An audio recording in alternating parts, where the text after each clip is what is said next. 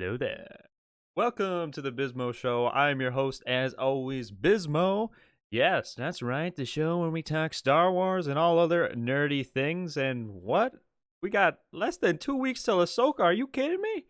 And yeah, this stream might be a bit shorter tonight, but we've got a lot to get through tonight. So let's go over some of our big announcements first. But first things first, let's take a look at chat. Make sure to drop a like if you haven't already. We're live every Thursday, 8 p.m. CST. Let's say hello to some people in the chat. You guys already hanging out. What's up, V Stuff and Things? I saw Madeline in here earlier. What's up, Take a Break, mate? What's up, Icy Stormy? Dustin, what's up?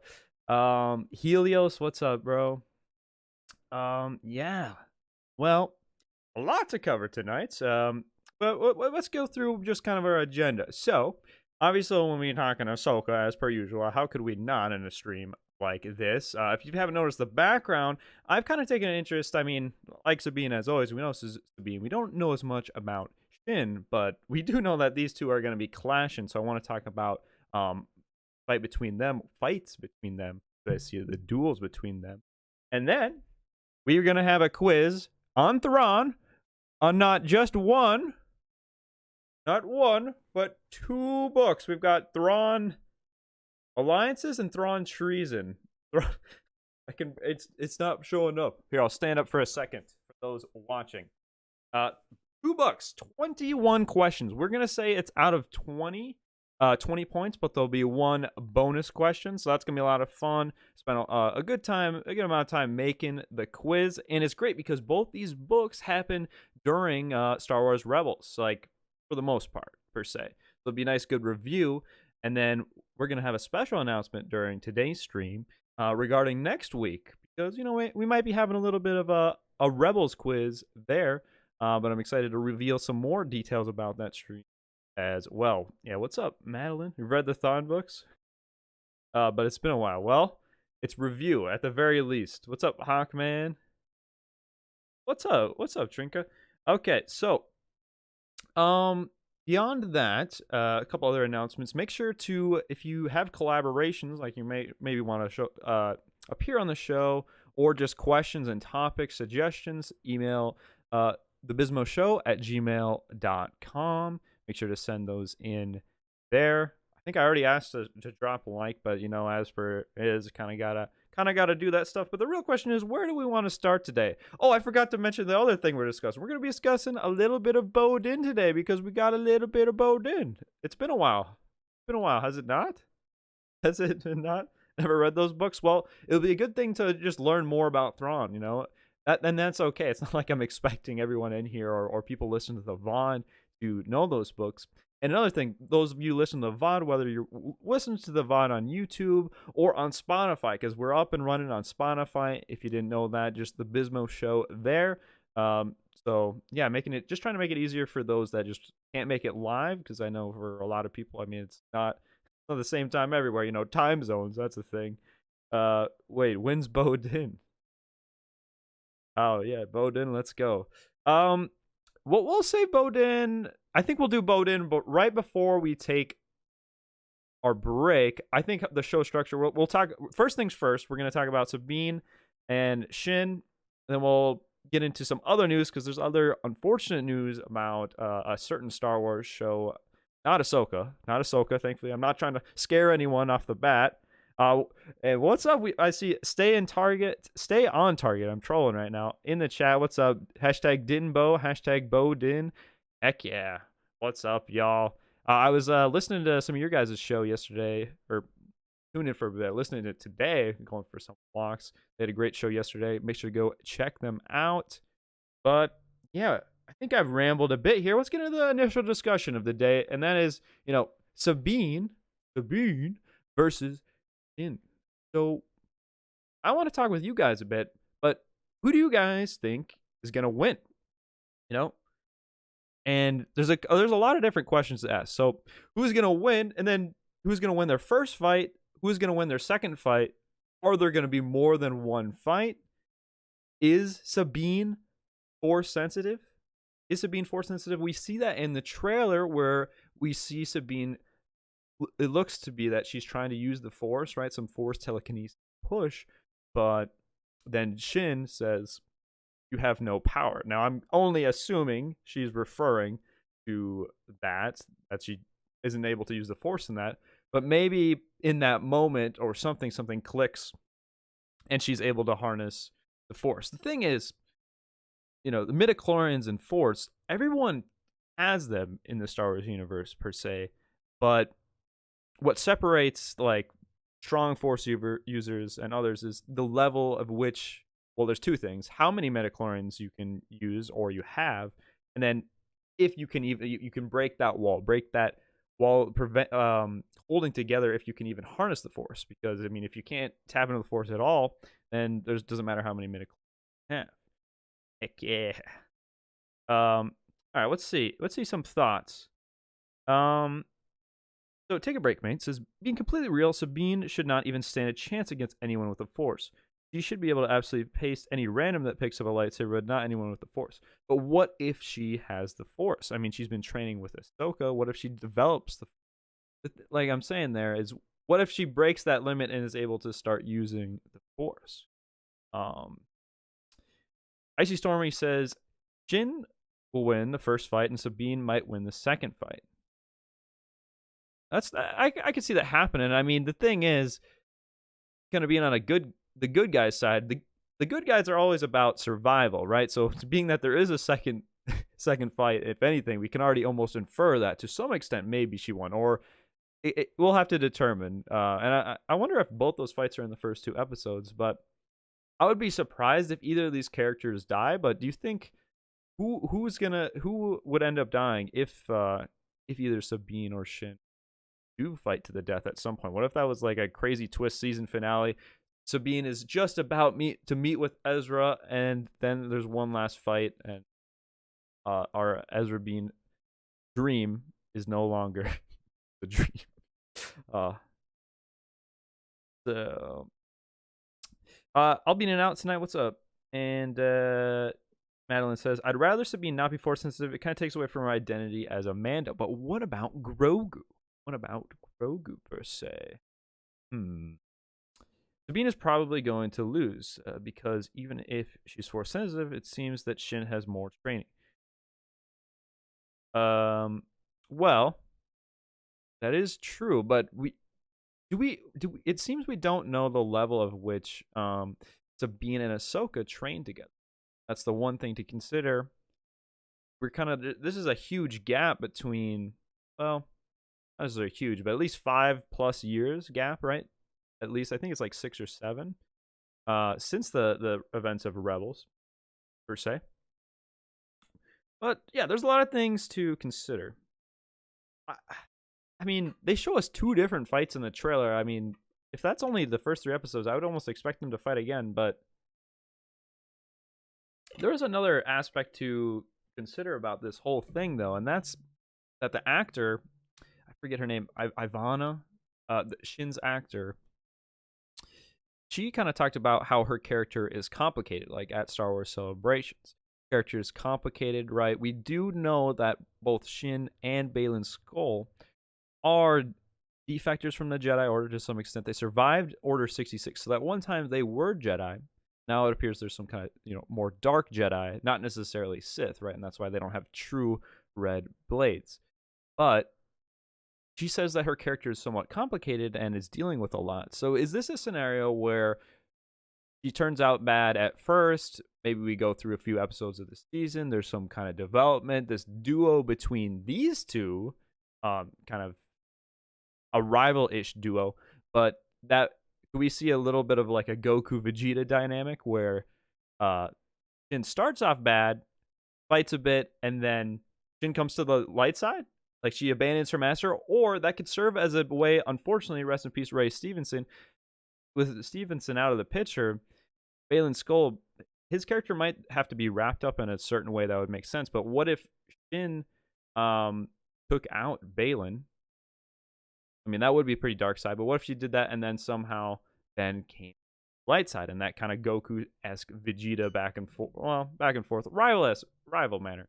Because she just says that her character is pretty complicated, So I'd almost expect that she's not fully evil. Obviously, she's in the using the dark side to some extent, and it's tough to say for sure. But yeah, even if with Force, Sabine still has the whole average Sith / dark side user better than the average Jedi going against her. That is true. The dark side, and we see this in Rebels, and we see this just in general on Star Wars. The dark side is like a quick path to stronger power. Like, you can quickly become stronger. However, the idea is that if you stick with the light side and master it for a while, you get to a slightly higher level. But dark side gives you quick power, strong power pretty quick. And I'm currently in my Rebels rewatch. I've been grinding that out, so I'm like midway through season 3. But how season 3 opens up with Rebels, with Ezra using the dark side a little bit more, and just it makes me realize two things. One, Ezra is a very strong Force user, and I'm gonna get in a little bit later. I will say a spoiler warning before this. It's a slight spoiler, but there's something I know about Ezra and about the Ahsoka show that's gonna maybe throw people a little bit off as to why. But on the topic of Ezra and just the dark side in general, just how he opens up that episode where he just mauls a bunch of those clone troopers with ease. He looks much more confident. He's using slight dark side, and then he uses the Force to get in the mind of the person in the chicken walker and has him go off the edge. Like, he is extremely powerful, and I kind of forgot that. It's been a while, just how powerful he is, but it makes sense to the thing I've now realized that I will touch on a bit later about with regards to Ezra. Yeah, Ivana Sakakano. Sorry if I butchered that name, but that's the actor for Shin, and she was talking about that whole dealio about her character. Complicated. But in the fight, Shin says you have no power. Yeah, we touched on that, but we don't get to see the full scene. Maybe she's saying that because in their previous fight, let's say their first fight, so that looks like her second fight, she's got shorter hair in Sabine. But maybe in their first fight, Sabine tries to use the Force and fails. Ahsoka or someone else has to come to the rescue, and they get out of there. But maybe in the second fight, that would be a good opportunity when Sabine is trying to use the Force, and they cut the clip there with her saying that. But maybe that's when the Force clicks for her. That could totally work. That's the fun part about trailers, though, and when we get a lot of these lines, we don't know the context of a lot of them. If you catch my drift. Back to business. Julio says Tar Vizsla is the OG Mandalorian Jedi. He is indeed, and I actually have a video on Tar Vizsla stored in the bank for you guys. At some point, it will release, but yeah, Tar Vizsla, very fun character, and I'm excited to get to that Mando arc in Rebels. Yeah, but just between last week, I finished up season 2, and that end of season 2 though with Maul and those Inquisitors, and specifically the 8th brother when Maul greases the other 2 Inquisitors, and we get the 8th brother, his lightsaber malfunction, and appears to fall to death. I still feel like, he probably was pretty beat up after that. Maybe he died, but my vote as far as that Inquisitor, and if Dustin you're watching, just gonna. This is my vote. It's got to be 8th brother. Okay, it doesn't got to be. Don't quote me, but I just don't feel like that's Ezra. It could be, but I just don't think that Merrick character looks strong enough in the Force. And I'm only saying that from just we've only got snippets, right? But I don't know, like an older Ezra using the dark side. I feel like he would be almost too much for Ahsoka to handle. Like, he looked freaking OP in some of these episodes, is all I'm saying. What's up, Messy? I'm excited for Bailey and Shin's character. Yeah, I'm super pumped. I mean, Shin is the character I'm probably most interested about, most intrigued about. So I'm curious to see if she will stay in the dark side or if she will come to the light. Yeah. The real question is, how long will Merrick survive for? That's what I mean. Is this a character, though, that they're not giving much spotlight because he's just going to get greased? Or does he turn out to be a character that they're not showing much of because he's a big character? I'm not saying he couldn't be those characters, but my money is on he's not that big of a character, or he's like the 8th brother, looks similar to him. I would like to see Ezra Darkseid. I just feel like he would be a force to be reckoned with. Like, the more I watch Rebels, the more I'm like, wow, Ezra is just super powerful.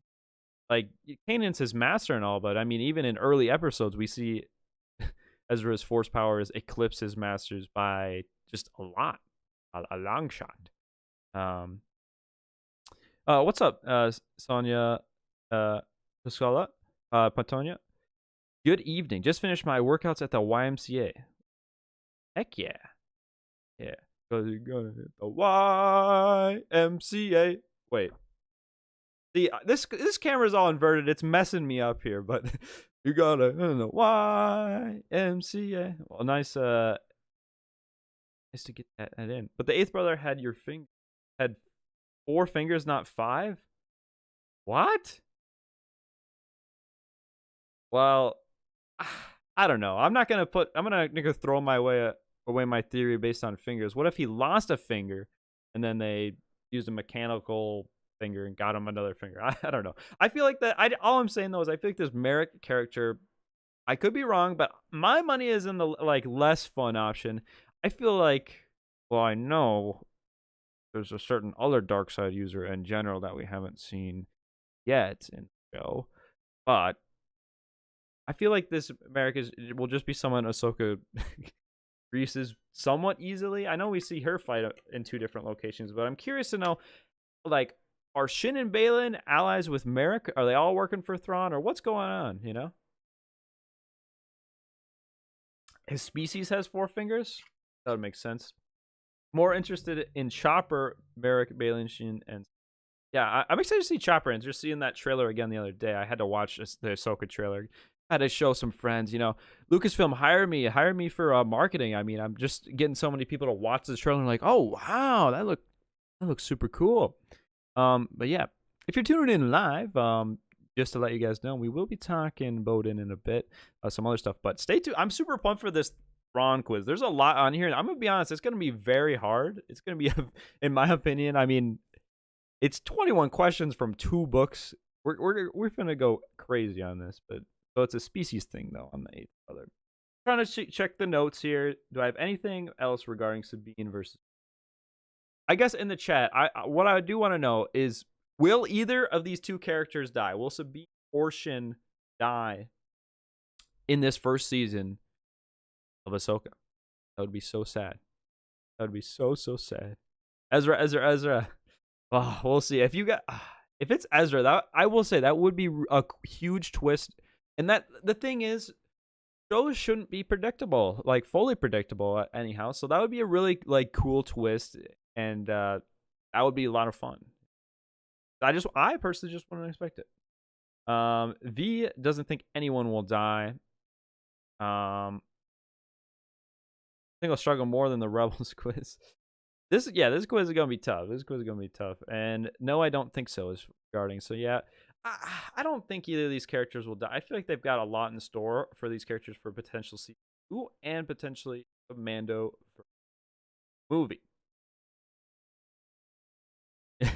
You cut me deep, Bismo. You cut me deep. I'm sorry, Dustin. No, I'm just giving my real. I don't know. It's just my real take. Like, don't get me wrong. Like I said, it would be a big twist. I just feel like this Merrick character, he looks like a knockoff Inquisitor that somehow survived, and he's gonna get greased by Ahsoka pretty easily. I think Rex is gonna die.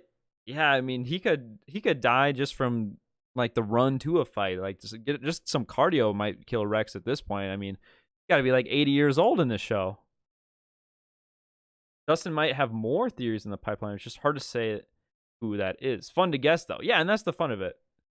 Yeah, one of us might be right, and we could all just be wrong. It could just be a whole new character. But that's the fun of it. That's the fun of Star Wars, the fun of doing these streams, fun of making videos. Yeah. Well, wait. I see Stormy says, this might be a hot take, but I feel like it would be way too predictable if Merrick turned out to be Ezra. I feel like that would not be predictable. That was a crazy... well, maybe it might be predictable for the people that came up with the theory, like Dustin, but I feel like you're only saying that because Dustin came up with a theory, or just in general. Like, now that we've seen the theory, if he does come up, this group of people that have been in like this kind of community, if you've heard the theory or seen the theory on the video, then it might be less predictable. But for a normie or someone that just saw Rebels, doesn't watch YouTube, they would be like, what? I don't know. I don't think that's. He'll die. I hope if Rex dies, he'll die in battle like a warrior. Oh, I hope so too. I hope he doesn't have a heart attack. That would be tough. All right, should we get into the Bodin? It's nothing too crazy, but I saw a fun post. I didn't really want to make a video on it. I just wanted to kind of talk to it, share it with you guys quick. Yeah, I'm gonna pull that up and pull this up right now. I hope set to the right camera. Oh, I'm a genius. Okay. Doing stuff live, it's always scary when you got like 20 scenes going on, what I'll be clicking, what you guys might be seeing. Yeah. So yeah, Star Wars UK, they posted this last night, 4:34 a.m. my time. So they posted this in the morning in the UK. And all it says is, we love a found family with a green heart. Watch their adventures on Disney Plus. Okay. And it's that classic image from my biggest Bodin episode 5, episode 6 of The Mandalorian, when they have their romantic date, Bo-Katan and Din Djarin. But I mean, bro, another Star Wars account just posting that we love a found family? Like, are you kidding me? I mean, it's pretty clear they're talking about Din, Bo-Katan, and Grogu. There's a heart there. I mean, what's going on here? Now, that leads us into the real question, though. And are we going to be seeing Din Djarin, Bo-Katan, either of them in Ahsoka at all? Will they make a cameo? Because this does take place during The Mandalorian. I know we've touched on it before, but now that this official Star Wars Twitter account is posting something like that, do you think they're maybe teasing that, like, oh, go watch Mando because it might have some implications on what's going on with Ahsoka? What do you guys think? A lot of Bodin for the win in the chat. Let's go. I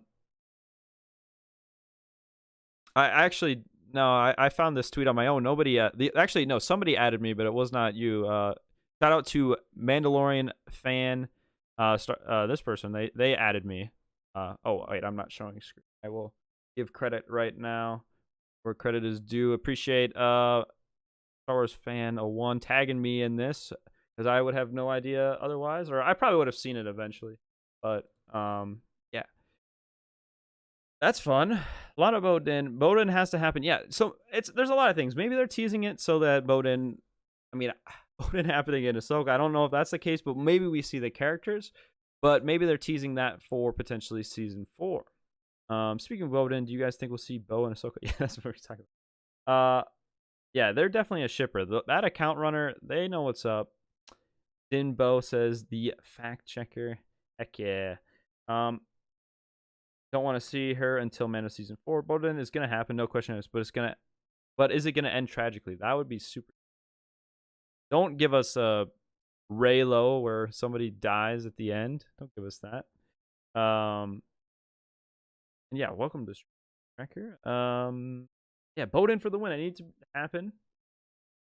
I don't think Bo will be in Ahsoka. We did see that one shot though where they potentially were going to that planet. I just don't know how that would align. Now the question is, thing is, they could be teasing this to happen, right, in season 4. But a lot of you guys haven't seen this or heard this, but if you didn't know, there's talks that Mandalorian season 4 is no longer going to be a Disney Plus show, but rather it's just going to be made into a movie itself. And this is totally potentially a financial decision. I don't want that to happen. I hope Mandalorian season 4 is a show because, well, quite frankly, of the shows I've watched, it's best one. I was gonna say the only good one, but I think that's a little unfair. Because I do like I like moments from all of the Star Wars shows, but I feel like Mando is their best show. It's the best performing show, but I don't want it to be a movie. I'm excited to see Star Wars movies, and I want the Mandoverse movie after season 4 with Dave Filoni and Thrawn and all that. Like, that will be fun, the Heir to Empire movie, but I feel like we're getting robbed of content. But then again, season 3 of The Mandalorian at times was a little bit slow. Bodin aside, was a little bit slow. So I could understand it could be a little bit more action-packed and be a lot more fun of an experience, but you'd only get to see it once, or, see it in one setting, though. Problem. What's your source on that? What's your source that these rumors were disproven? Because if you've checked, I mean, Disney stock is a little bit up today, but they lost tens of millions of Disney Plus subscribers. That was just released in their earnings report just, I think, yesterday. They lost, let's look up here, Disney Plus subscriber count. This is concerning.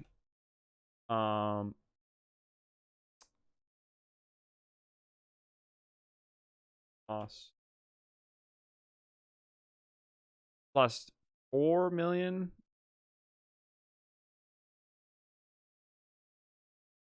I did see it somewhere at some point. I want to find the source. It's always tough.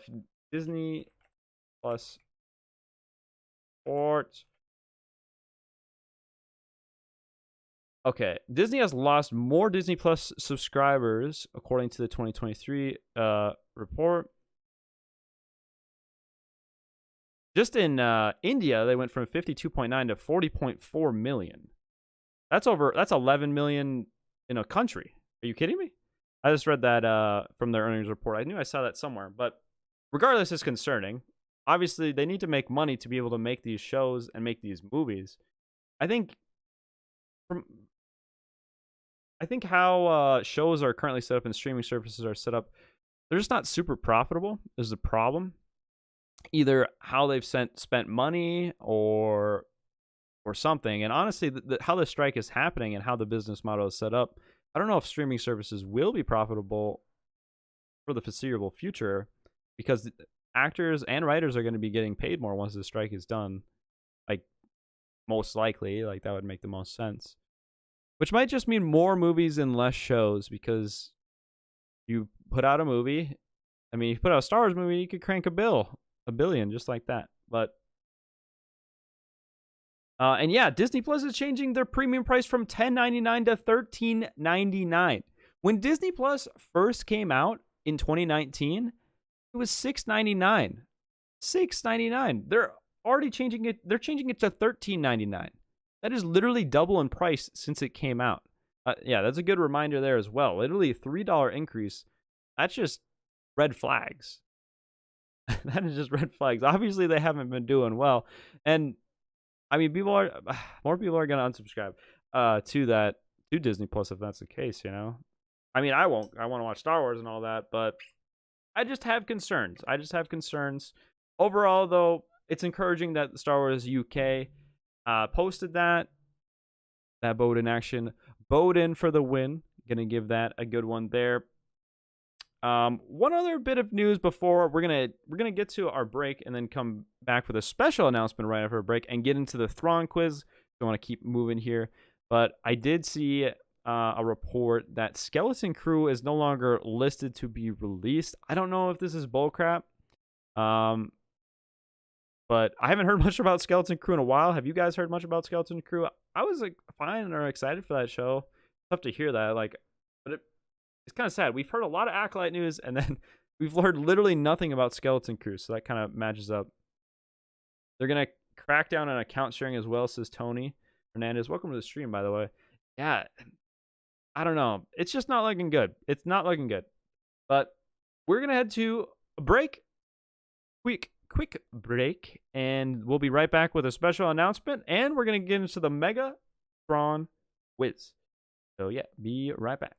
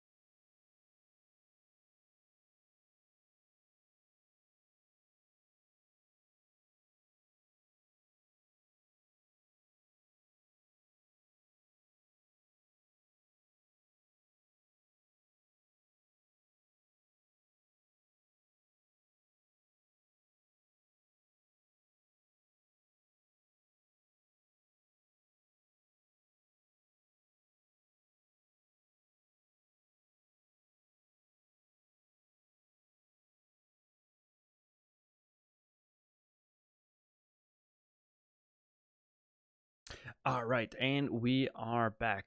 Make sure to drop a like if you guys haven't already. And like I said, the show email is the Bismo Show, bizmoshow at gmail.com.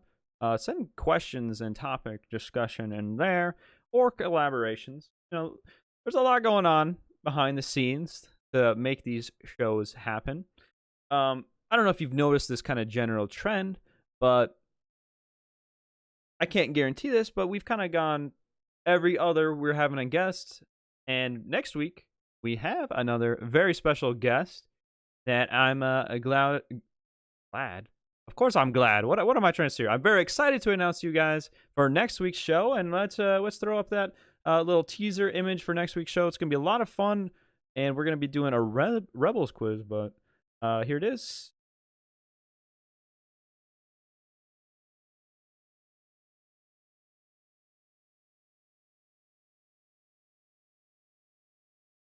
The one, the only Dan from Stay on Target. I'm super pumped to finally get to sit down, have a one-on-one with the Rebels mastermind himself. It's gonna be a lot of fun.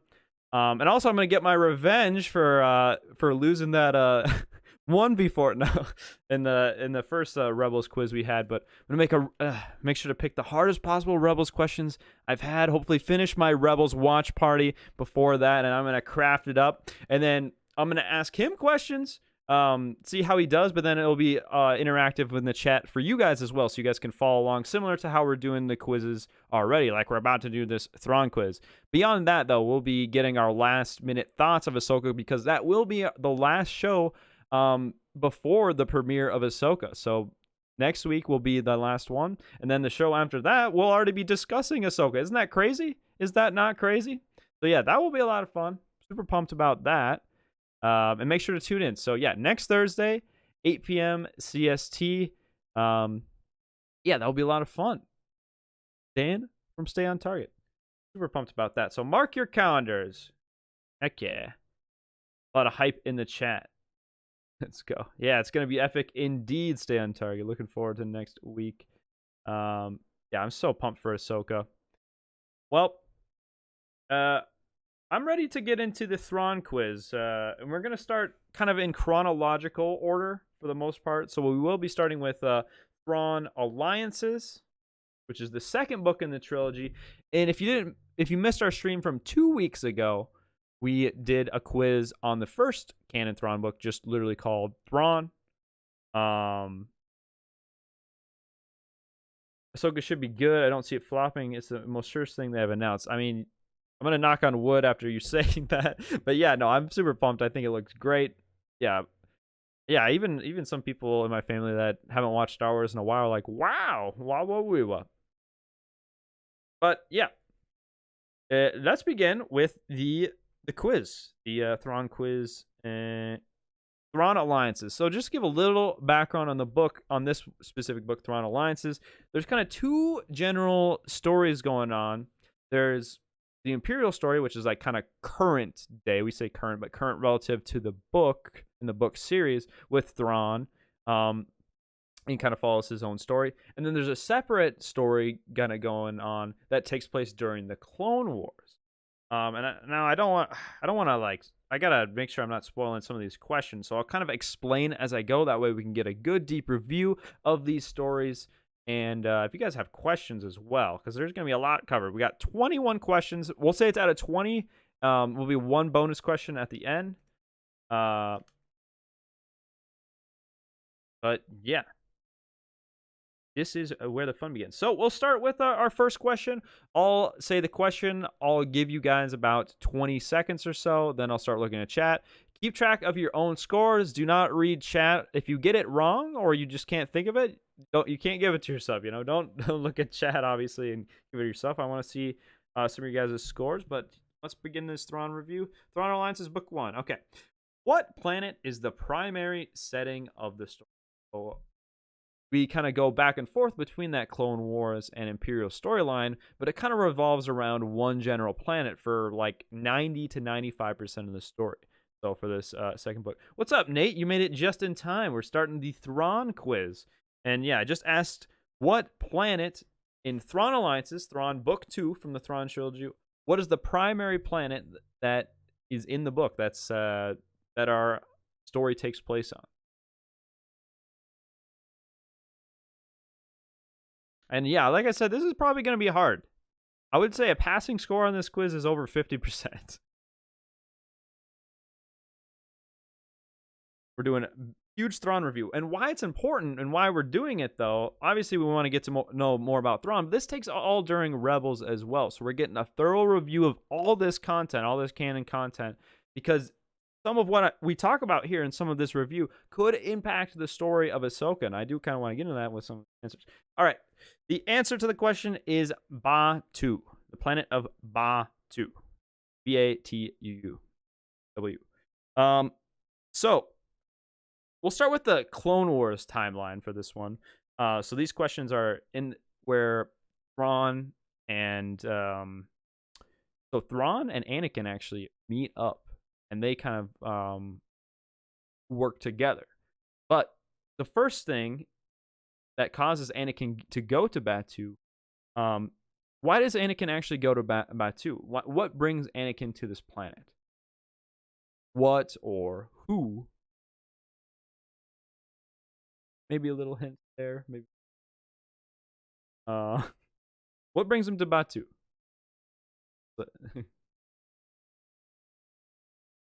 Maybe give a little hint. Might be person close to him.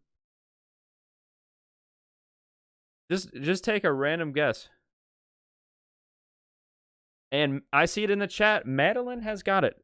The answer is Padme, his wife. Come on, guys. You guys could have guessed that. Palpatine's orders. This is during the Clone Wars. It is not his orders. It's nobody's orders. Padme goes missing on Batu because she's going to investigate a friend of her own that went missing. Kind of a circle. Yeah. So when they get onto Batu, what is the name of the cantina that both Anakin and Thrawn first visit on Batu? Because it's kind of a mostly remote planet, but there's some areas, and there's one cantina kind of in the main town. And what is that cantina called? Kind of most of the action that takes place.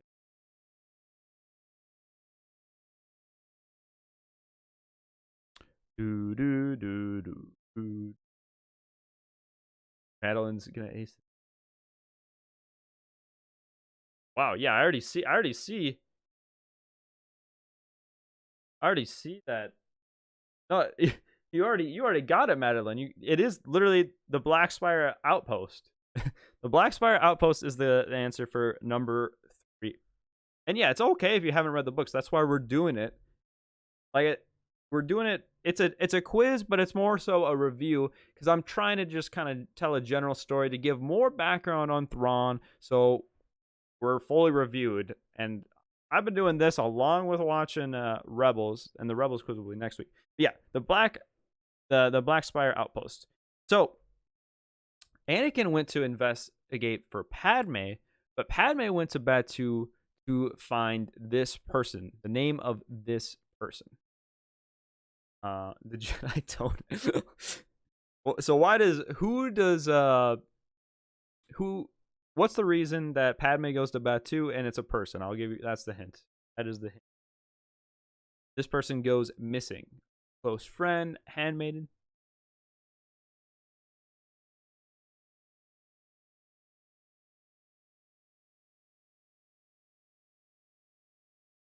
And the answer is Duja. D-U-J-A. Duja. She went missing, and Padme later finds, because we cut to Padme's story, and she went to the Black Spire before Thrawn and Anakin did, but she found her friend who sadly passed away because she found some separatist activity that she was looking into. Now, what important structure, like to the war effort, so to the Clone Wars, we're currently still in the Clone Wars era during this book, because it kind of goes back and forth. What structure or building is found there? What does Padme discover? What key important structure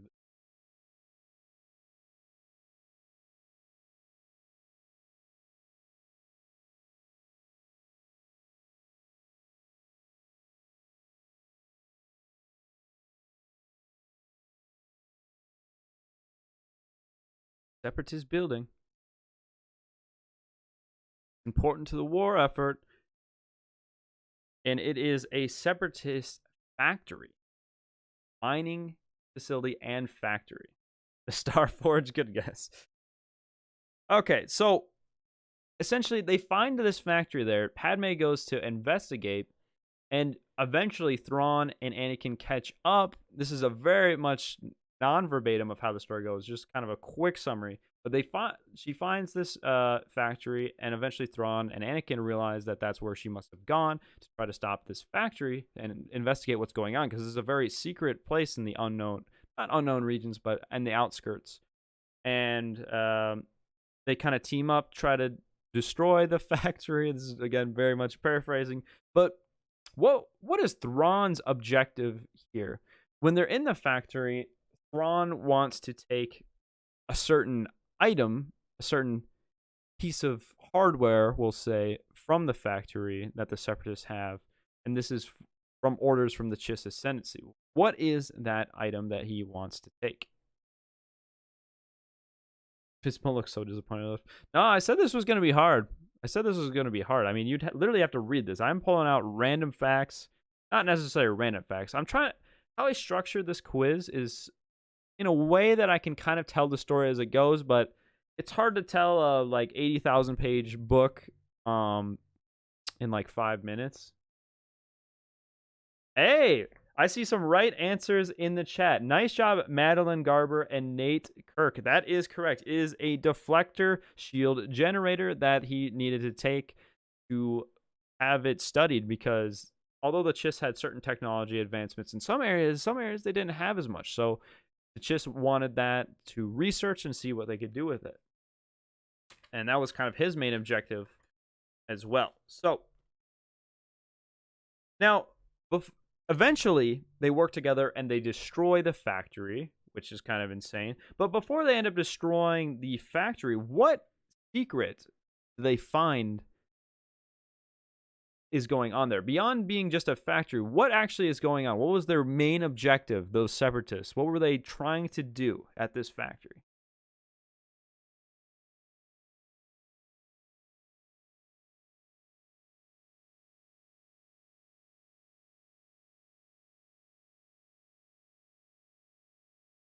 One's pretty tough, but and these questions are definitely hard because in some ways there could be more than one right answer, but I'm looking for the most right answer. And the answer is essentially they were making clone trooper armor out of cortosis. So this was a mine for cortosis, which at the time, which is just a super hard material, kind of like Beskar but different. But they were making clone trooper armor that they were going to use. They were going to have Serenians to suit up and act as if they were part of the Republic to infiltrate the Republic. So that's what the Separatists were doing. We learn later on that there's a bigger plot to it. And that's kind of what Madeline said. And as far as prepping for Order 66 mining cortosis, that's what the Emperor wanted, because the Emperor is playing both sides of the war. So he's just trying to do everything he can to strengthen the Empire. So he's having them mine cortosis and making them think they're doing some crazy plot where they're going to infiltrate the Republic, when in reality he doesn't really care. Yeah, making armor, that's close. Whatever Madeline's. Yeah. So they were making clone trooper armor made out of cortosis. The thing about that is lightsabers could not cut through that. That was a fun part of the story. So imagine there's so many what ifs you could do with that, but what if they actually did infiltrate the Republic in those lightsaber resistant suits and, captured some important politician? What if they captured the Chancellor and it went not according to Palpatine's plan? What if he somehow died? That would change so many different things about that. All right, we're going to move to the Imperial story of the book. Now, in the book, they kind of go from chapter to chapter, going back and forth, but we're going to the Imperial story now. So why is it that now present day Thrawn and Anakin, aka now Darth Vader, which Thrawn doesn't really know, but he kind of has the inclination that he probably is based on their interactions, and that they've, this is how they interacted before. And it's kind of cool, that connection. But why are they sent to Batu? Because the fun part about this is they go back and forth because they revisit the same planet that they had this adventure on all those years ago. But why is it that they're sent there?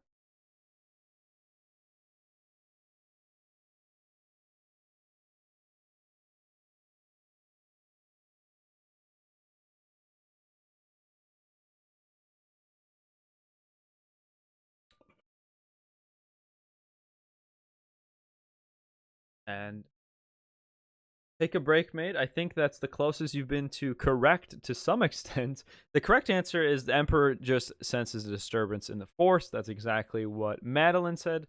Nice job. Nice job, Nate Kirk as well. That is, I mean, that's true. Icy. What's up, Soul Flares Studios? I see you leaving comments and all the time. Appreciate the support. Welcome to the Bismo Show. We're in the middle of the Thrawn quiz. But yeah, Palpatine senses disturbance of the Force, so they're sent there. So when they get to Batu, they go back and they revisit the Black Spire Outpost Cantina, that same cantina that they went to in the past together in their youths. But what ends up happening there when they go into that cantina?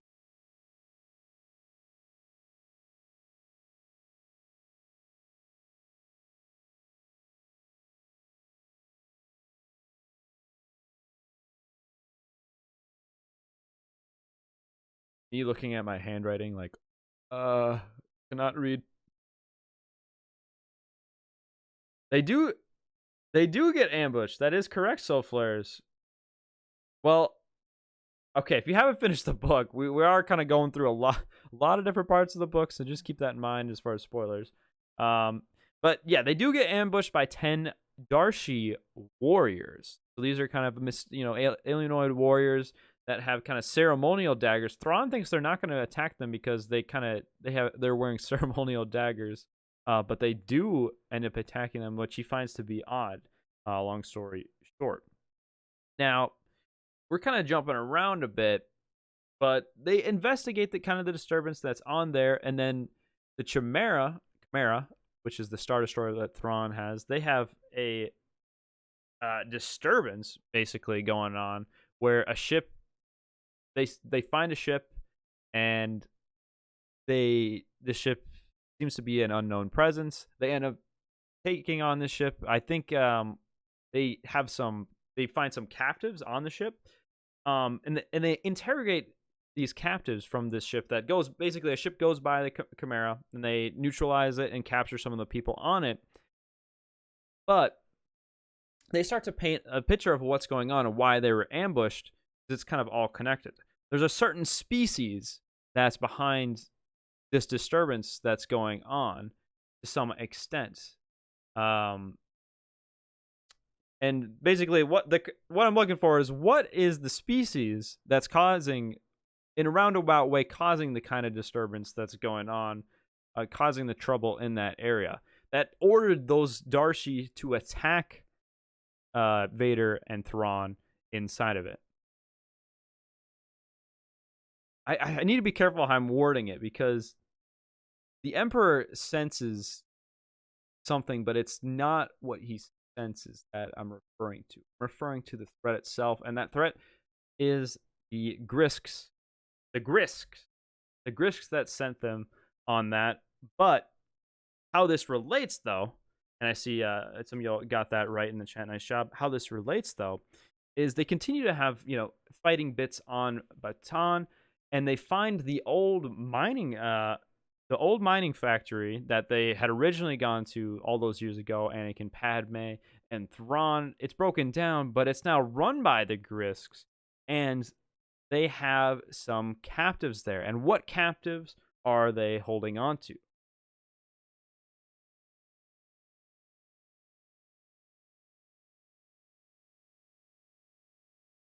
Grisks was the answer of the previous question.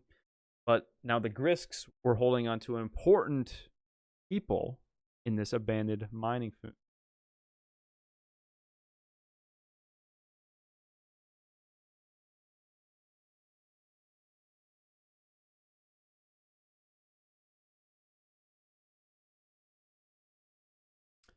And the correct answer is force-sensitive Chiss girls. So, yeah, Skywalker Chiss pilots. They're navigators is what they're called. Go look at other notes here. Like space navigators. They call it like second sight and third sight. But yeah, essentially these Grisks were captured some Chiss people, some Chiss force-sensitive girls, and were holding on to them because apparently it's easier for Chiss to identify force sensitiveness in the females. Or I don't know, I could be talking a bit out of whack here, but for sure most of the force sensitives, it seems, are female. Wouldn't that be interesting? Was force. But yeah, nice work, Madeline. All right, we've got one more question for this book, Thrawn Alliances, and it's just going to be a true or false. So anybody, I should at least be seeing a true or false in the chat. Just give it your best guess. But true or false, Vader supports Thrawn's Defender program, TIE Defender program. So that's the TIE Defenders we see all that deal. Does Vader end up not supporting or supporting him? True or false?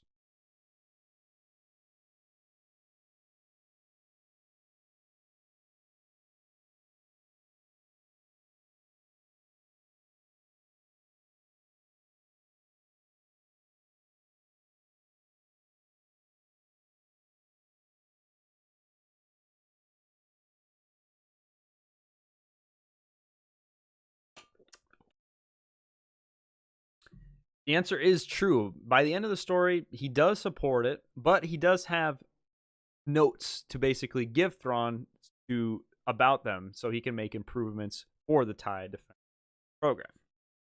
All right, that's Thrawn Alliances. Kind of a snippet.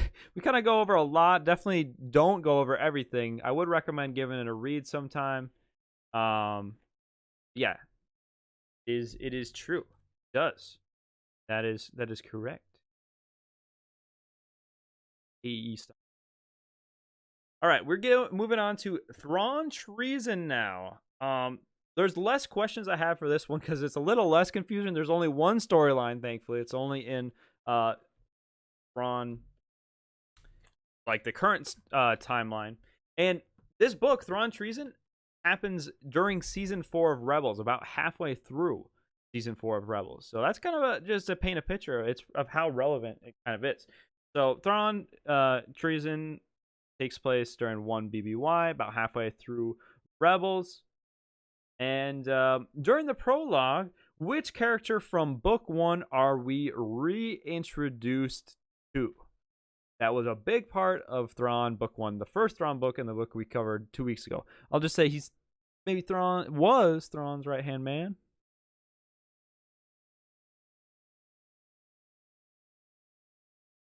You did super good previous point.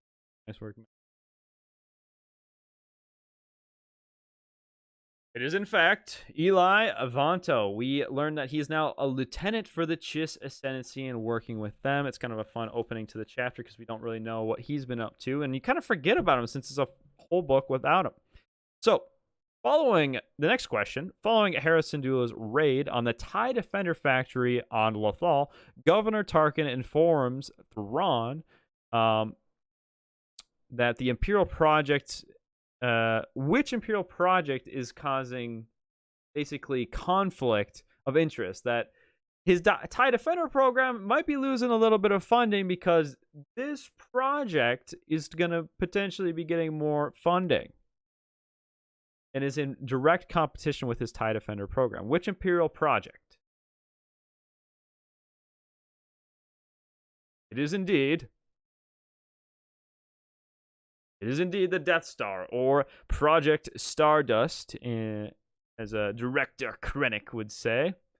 Yes, Project Stardust. Good. It seems like a lot of us got that. I think it was kind of implied a little bit.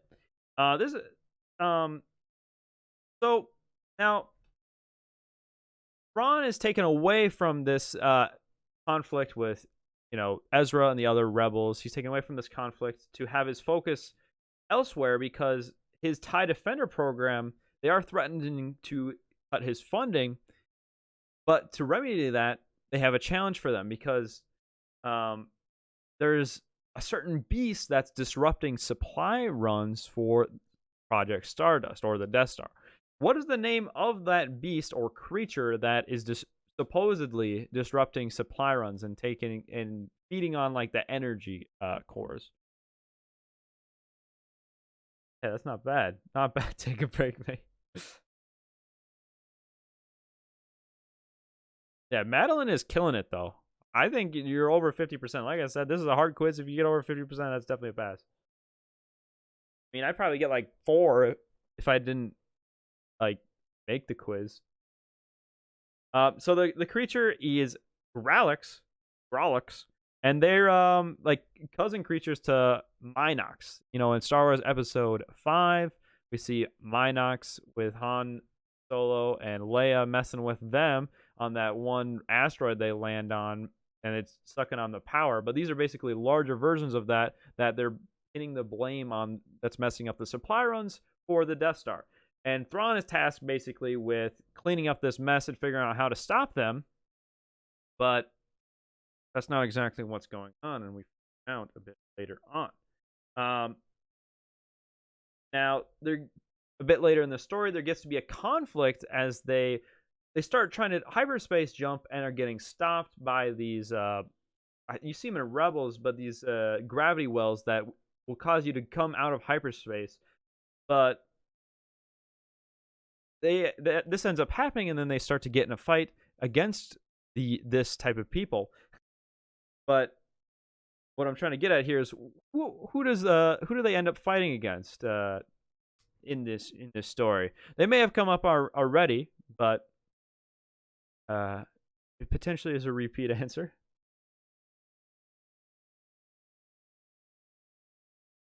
Fair. I like the honesty. And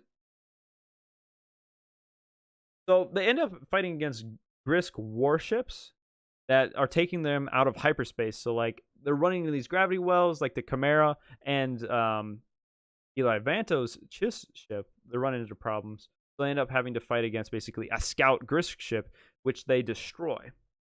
Now the book's called Thrawn Treason for a reason. And I guess I just rhyme just like that. But which other Grand Admiral that has 3 Star Destroyers does Grand Admiral Thrawn end up fighting against? Because Thrawn believes they have committed treason. What is the name of that Grand Admiral that goes head-to-head with Thrawn? Good night, Soul Flare Studios. Oh, wait, V. Good night, V.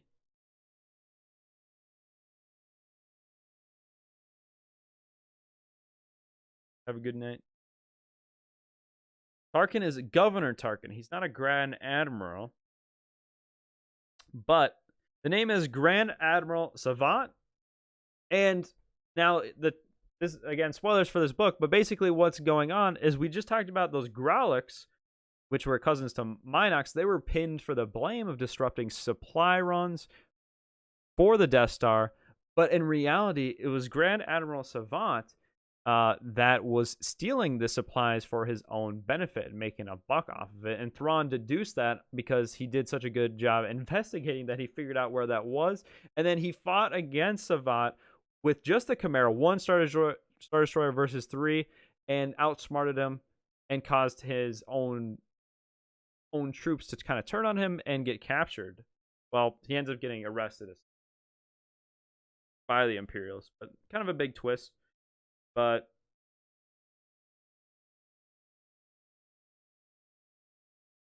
a fun fact question: what is the name of the ship that Eli is on? This is Admiral Alrani. Her ship. What is the name of her ship?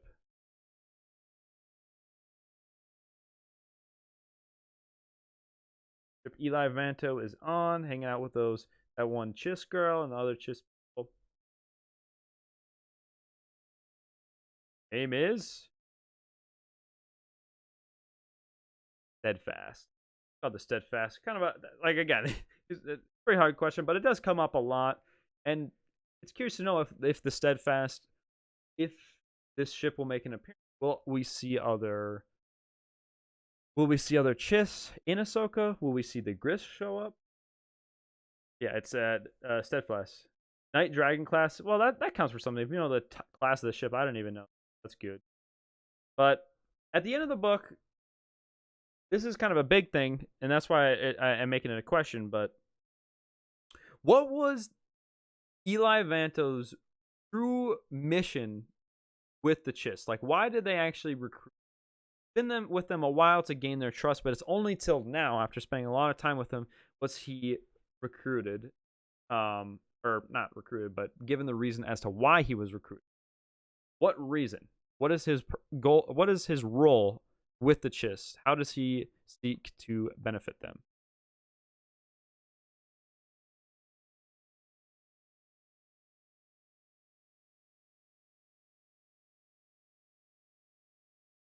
Also, I see Ahsoka's trending. That's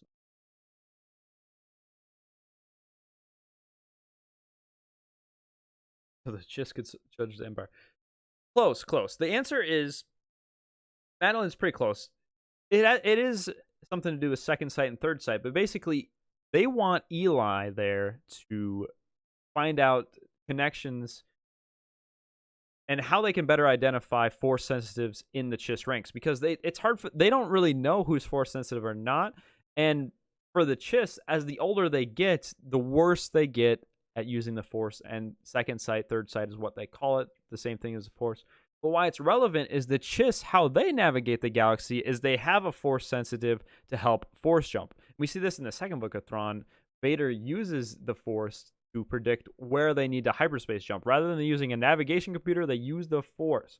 So Eli is recruited because he's good at looking at data and then making kind of assumptions off of that. So he's hired basically to be put up the task to better identify force sensitives by looking at tendencies in gene pools and just the Chiss in general. And that's kind of why they didn't tell him at first, because it's kind of a big thing. Without the force sensitives, the Chiss are vulnerable.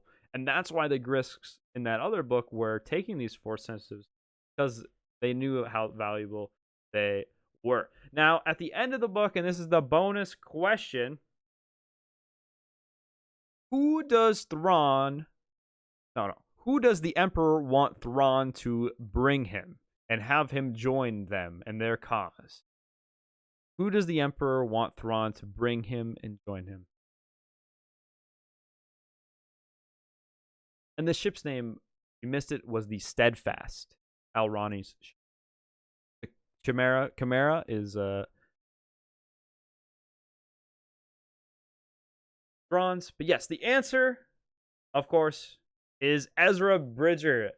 And that's where we cut back to Rebels and we get all that fun stuff. I'm super pumped to rewatch that and finally get some answers too of what happened when Ezra and Thrawn disappeared, where they went, and all that. That would be super fun. Yeah, it is Ezra. But yeah, that was kind of a lengthy quiz. It won't be probably this long for next week. But next week we'll be doing a Rebels quiz with Dan from Stay on Target. So make sure to mark your calendars for that. That should be a lot of fun. Should be. No, it will be. You will be. Yeah.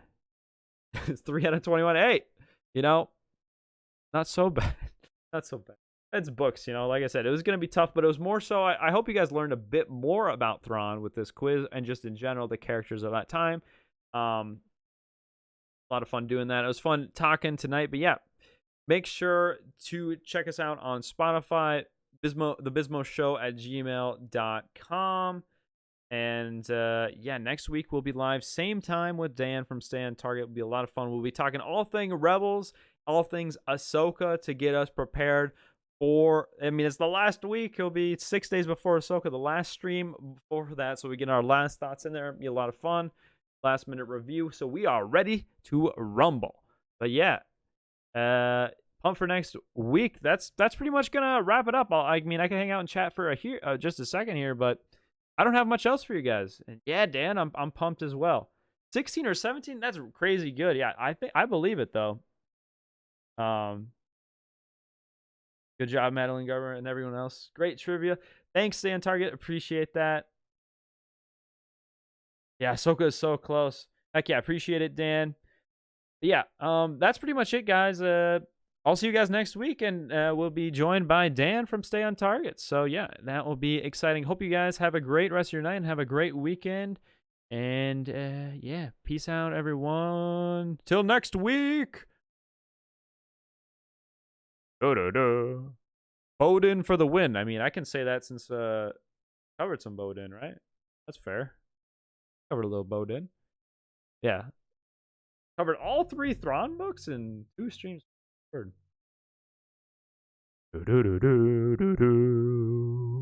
Now I'm interested, what will the music be for Ahsoka? Usually these shows have their like music theme. That's like, music is a big part of Star Wars, you know. I'm kind of interested. What's the music gonna be like? Trailer music. Somebody take this mic away from me. Uh-oh.